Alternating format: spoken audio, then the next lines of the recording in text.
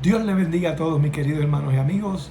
Este es su servidor, el hermano Carlos Bonilla Rivera, y estamos nuevamente a través de estos medios virtuales para poder hablar palabra de Dios. En esta noche definitivamente tenemos una predicación la cual no se lleva a cabo en muchos sitios, apenas se platica o se habla, pues porque pudiera confrontar al que la escuche, o no sería tal vez agradable a todo aquel que se exponga a la misma. Pero aún así tenemos que brindarla. Y el título de esta predicación es El juicio final. Muchas personas no se pronuncian, no hablan al respecto, pero nosotros estamos aquí para hablar de lo mismo, porque está en la Biblia y tenemos que estudiarla y profundizar en ella. Amén. Así que quisiera tener una lectura que se encuentra en Mateo 16, 26, que dice así: ¿de qué sirve al hombre ganar el mundo entero y perder su alma? ¿O cuánto podrá pagar el hombre por su vida? Amén. Definitivamente el hombre no puede pagar nada por su vida, porque la vida la dio Dios. Recordemos en Génesis, cuando el Señor crea al hombre, lo saca del polvo de la tierra y hace la forma, sopla aliento de vida, y ahí es que sale Adán. Recordemos que cuando el hombre fallece, entonces el cuerpo vuelve otra vez a lo que originalmente era polvo de la tierra. Este cuerpo se descompone hasta que llega a ese proceso de ser nuevamente de donde el Señor nos sacó. Ahora bien, ese aliento de vida que el Señor le infundió es el espíritu y vuelve a su creador, o sea, vuelve a Dios. Pero el alma, todas esas experiencias vividas, no es algo que al morir allí queda, es eterno. Por lo tanto, irá a uno de dos sitios. Y la Biblia registra que el Señor Jesucristo habló al respecto en la parábola del rico y Lázaro. Recordemos que cuando el rico murió, fue al infierno, y cuando Lázaro o el mendigo murió, fue al cielo o al seno de Abraham. Está bastante bien detallado y explicado por el mismo Señor Jesucristo. Por lo tanto, cuando el ser humano muere, va a uno de dos sitios su alma, que es eterna: al cielo, a reinar con el Señor por siempre y para siempre, o al infierno. La Biblia no registra ningún otro sitio. ¿Amén? Digo esto porque es sumamente importante saberlo y no se resalte y apenas se pronuncia al mismo. Bien, si el ser humano pierde lo más importante, que es su alma, definitivamente lo perdió todo. Nosotros los seres humanos entonces definitivamente trabajamos duro para obtener metas, alcanzar una familia, darle sustento, un hogar, un automóvil, títulos universitarios que son sumamente importantes, y otras cosas más que se pueden alcanzar. Y todo esto es muy válido y muy importante también, como el poder graduarse de un título universitario, poder pasar una reválida. Claro que es sumamente importante, pero tenemos entonces que entender algo. Si tuviera prioridad algo sobre eso, sería entonces la salvación del alma, que es donde vamos a pasar el resto de la eternidad cuando partamos de este mundo, porque todos moriremos. Así que es sumamente importante que tengamos esto aquí y aquí. Bien, mis queridos hermanos, vayamos ahora a la segunda lectura. En estos instantes yo le daré lectura en estos momentos. Vayamos entonces a Apocalipsis 20.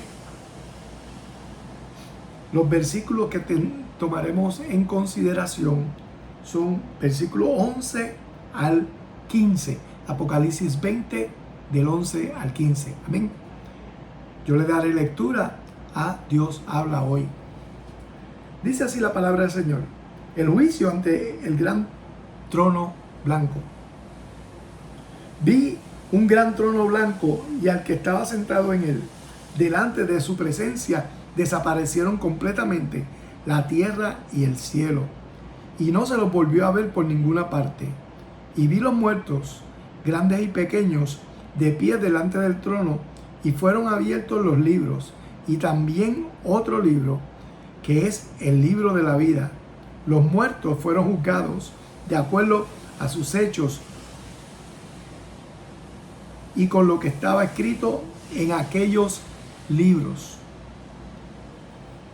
El mal entregó sus muertos, y el reino de la muerte entregó los muertos que había en él. Y todos fueron juzgados, cada uno conforme a lo que había hecho. Luego el reino de la muerte fue arrojado al lago de fuego. Este lago de fuego es la muerte segunda. Y allí fueron arrojados los que no tenían su nombre escrito en el libro de la vida. Amén.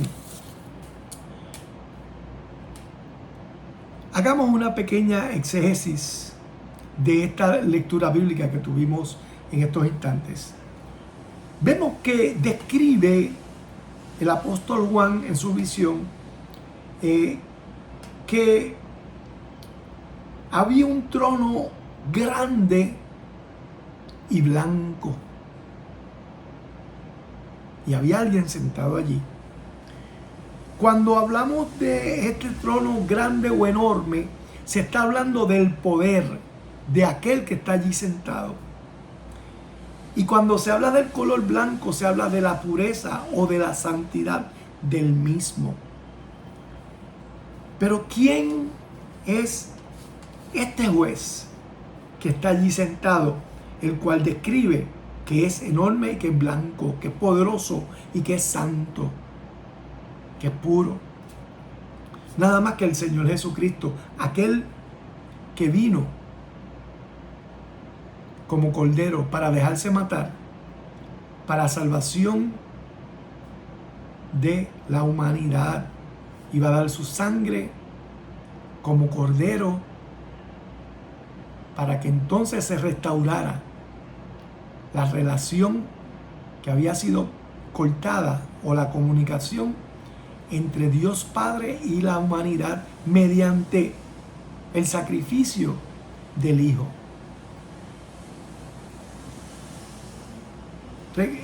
Debemos recordar que sí, la Biblia registra que a Jesús se le llamó el Cordero porque vino como un cordero. Ya lo había mencionado Isaías casi 800 años antes de su ministerio, el cual vendría un Mesías, y describe casi a la perfección a Jesucristo. Sabemos que el Mesías era Jesucristo, obviamente, pero en esta ocasión Jesús también viene como juez. Recordemos también que la Biblia le llama león. Y en esta ocasión el Señor Jesucristo es el juez, un juez inmutable, poderoso, y un juez que no va a tener, o va a tener, debo decir, cero tolerancia con el pecado. Porque recordemos que todas las personas que van a asistir a dicho juicio final son aquellas que murieron sin Cristo, sin haber aceptado a Cristo, sin haber creído en Él. Le dieron la espalda, se burlaron de Él. Se fueron más bien con el mundo y no buscaron tener ninguna relación con Dios. Estos tendrán que estar de frente, todos los muertos en todas las épocas, durante la historia completa de la humanidad. Todos los que hayan muerto sin Cristo tendrán una cita para este juicio y tendrán que estar de frente al Señor. ¿Amén? La diferencia es que el que murió con Cristo pasará por otra evaluación, que no es este juicio final, sino más bien para evaluar qué corona el Señor le otorgará a los salvos. Pero eso es otro tema. Esto es otra cosa. Esto es un juicio para condenación. Amén. Cuando la lectura nos habla delante de su presencia desaparecieron completamente la tierra y el cielo, esto es algo prácticamente una descripción aterradora, porque lo que resalta es el poder que tiene este juez. Es como, por ejemplo, cuando nosotros experimentamos un huracán, ya sea categoría 5 o un terremoto categoría 6 o 7, que nos damos cuenta de lo tenebroso y de lo terrible que puede ser la naturaleza y quién está a cargo y quién gobierna la naturaleza, Dios.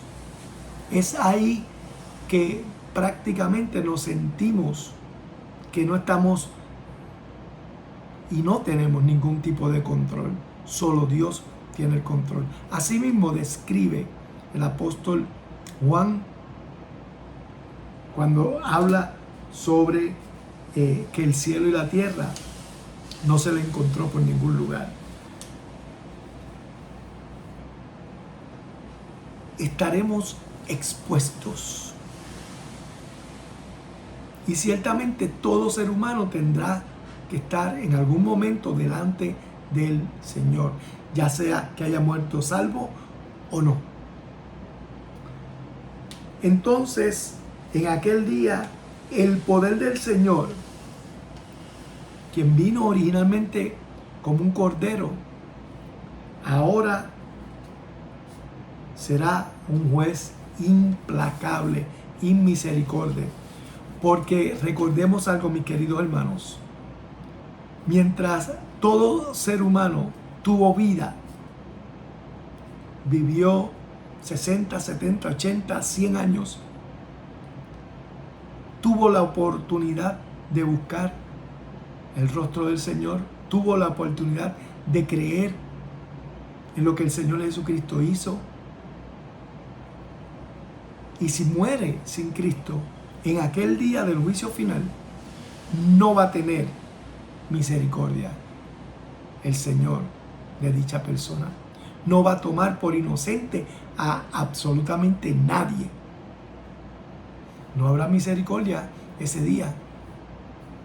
Y se juzgará justamente, se abrirán los libros, dice la palabra. ¿Y qué es estos libros? Un registro de todo lo que hizo ese ser humano mientras estuvo vivo.